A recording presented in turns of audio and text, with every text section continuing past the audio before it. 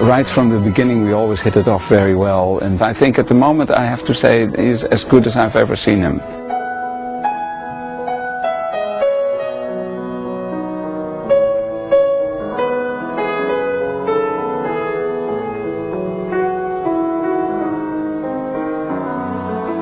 Obviously there's a tremendous talent there, fantastic facilities, great hands.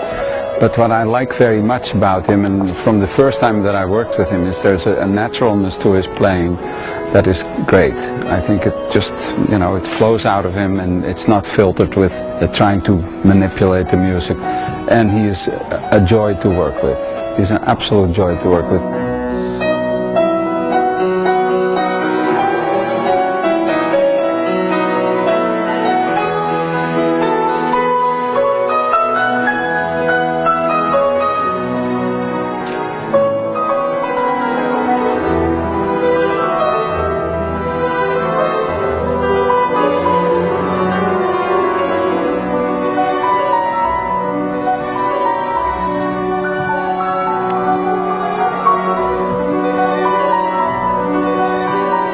The most important is just understand how music great. Focus on the music and concentrate into the music. That's the most important part as an artist.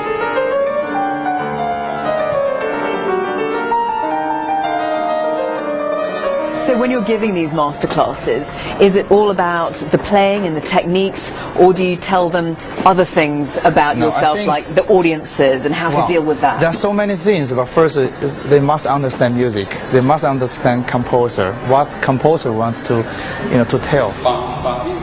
That's tricky. Can you play that bar, those two bars before, one or two? Second, he should really enjoy it and to be involved in the performance.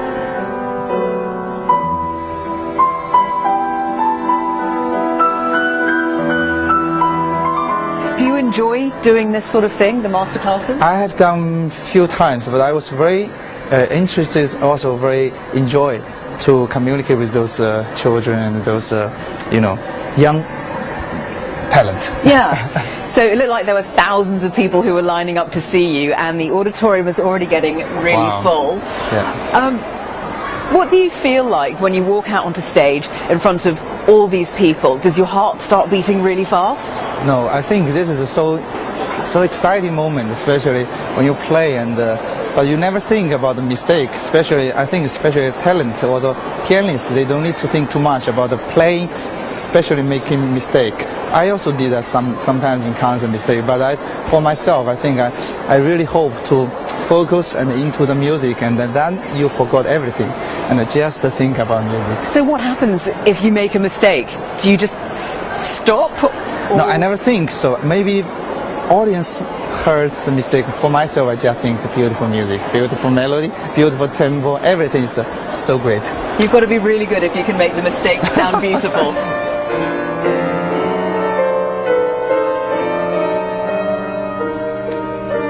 Mean actually quite a lot to you, because of course you're used to playing to a large crowd of people, but the fact that they want to come here and learn from you and listen to what you have to say. It's the same. When I was young, I also a lot of chance for me to listen, especially masterclass from all over the world, from the great pianists, great artists, and I think now the same too. They want to study, they want to know more about music, they want to know how, practice, how to perform. So this is, I think, for me, the same.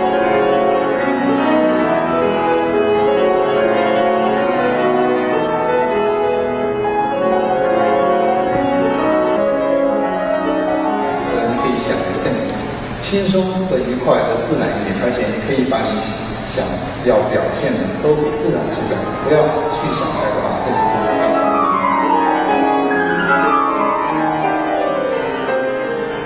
肖邦最重要的是要歌唱，所以说你的声音一定不要太紧，这个情绪是可以比较沉重或者沉，但是你的声音一定要优美和歌唱。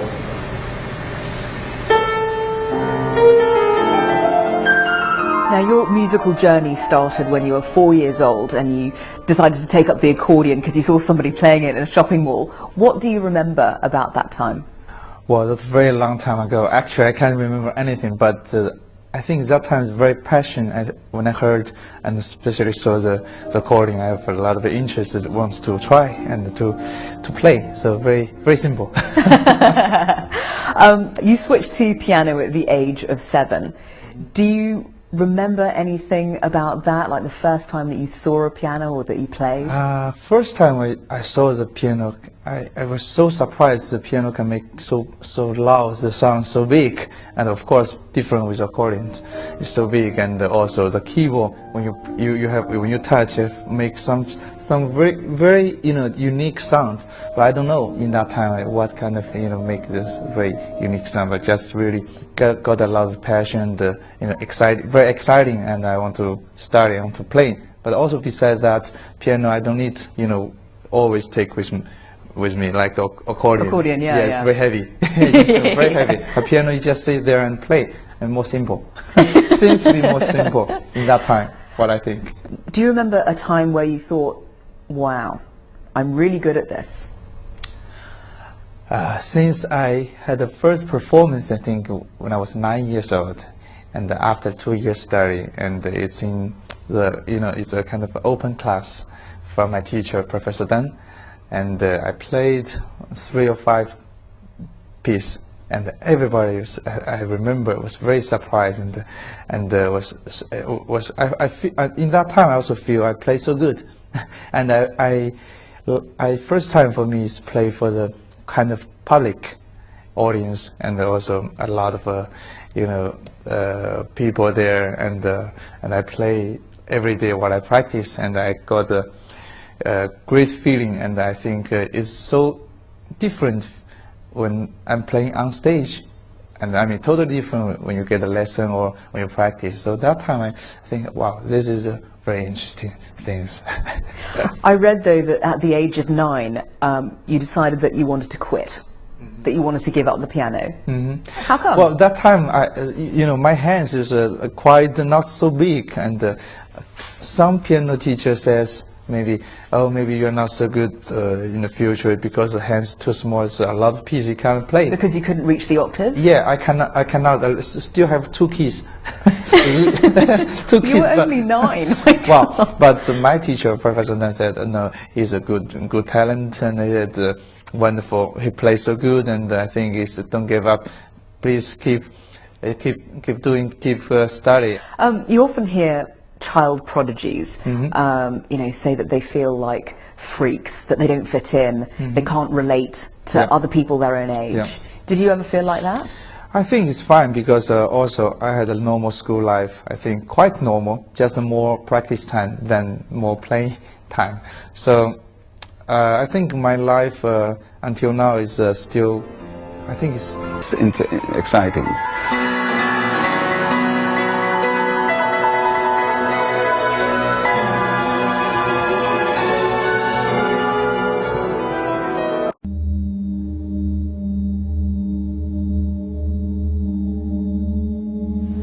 Ostatni uczestnik przed 20-minutową przerwą, reprezentant Chin, Yundi, numer 49.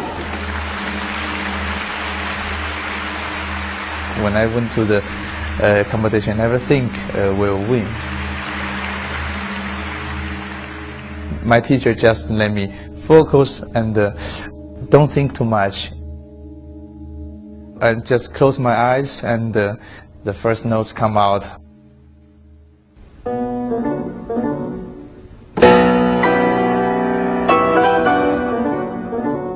I just try to be as concentrated as possible as I can be, and to be like Chopin.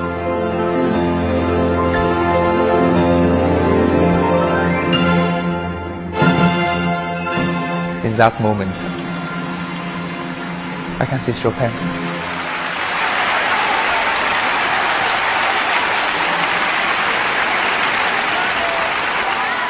And even though you played the same piece as 5 or so other people, you got a standing ovation.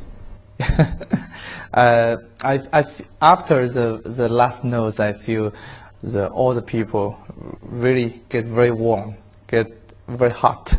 Myself, I think I just think, oh, I can take a breath. It must have been a very, very Yeah. special time. Wow. Something that the record companies have worked on with you a lot is your image. Yes. You know, you have become extremely recognizable, but you know, how does that sit with you? Because I guess you spend hours, years and years and years practicing Yeah. the piano, and then people want to talk about your hair. Yeah, so I think now I think it's quite natural when I focus somebody, and I will also look at a lot of details. Like if I think I saw the girl, I will see she's eyes, she's hair, and So how you're just tall- as yeah, bad. it's automatic, very natural. You focus on other things. So I think some detail and the people want to see, and it's quite normal, and just to be yourself and.